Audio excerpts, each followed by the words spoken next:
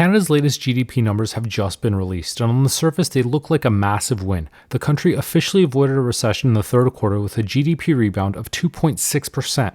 That didn't just beat the forecast, it crushed the 0.5% prediction held by economists and the central bank.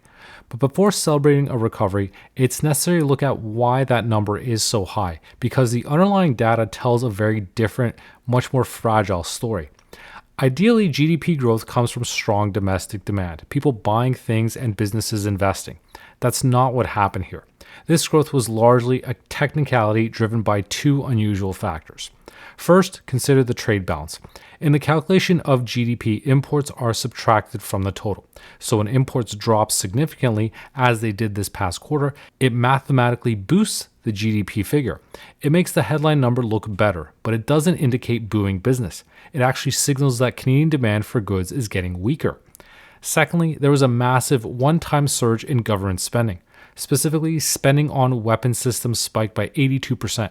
That inflated the capital investment figures, masking the reality that actual business investment remains completely flat. When stripping away those anomalies, the picture gets more concerning. Household spending, the money consumers contribute to the economy, saw its largest non-pandemic decline in nearly 2 decades. The consumer is tapped out and the economy is struggling for actual momentum. So what does this mean for interest rates? Because the growth rate looks good on paper but feels weak in reality, it puts the Bank of Canada in a tough spot. The economy isn't overheating, it's stagnating.